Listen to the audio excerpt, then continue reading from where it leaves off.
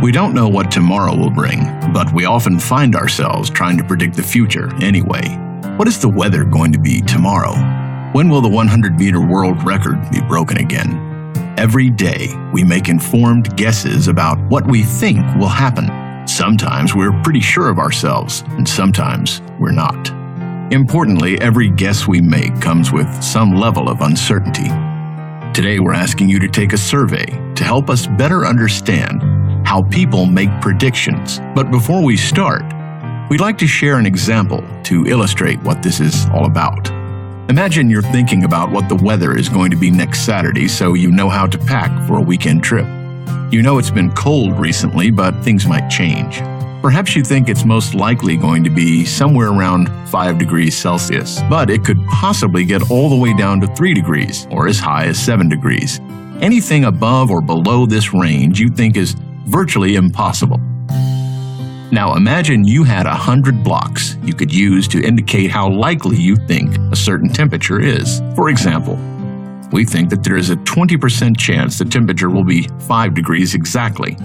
So we place 20 blocks on the temperature level 5. But we also think the temperature will be equally likely to fall somewhere between 3 and 7 degrees. We therefore decide to place 20 of our 100 blocks on each of those temperature levels, using up all of our 100 blocks. You have now just created a distribution of your expectation for the temperature next Saturday. Congratulations! Now imagine that you have new information. A weather forecast says that a temperature is expected to be 2 degrees next Saturday.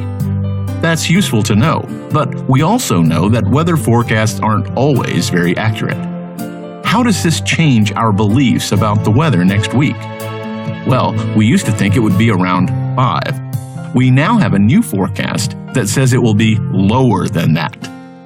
Perhaps we will revise our estimate downwards in light of this. What would this look like in practice? Maybe based on our own information and the new forecast, we now think that it's most likely going to be somewhere around 3 degrees. So we can create a new distribution that reflects our updated belief, just as we did before. Your new belief distribution could, for instance, look something like this. You could have also created a distribution that looks more like this. This distribution is narrower than the previous one. In other words, you are more certain that the temperature will be close to 3 than you were in the previous figure.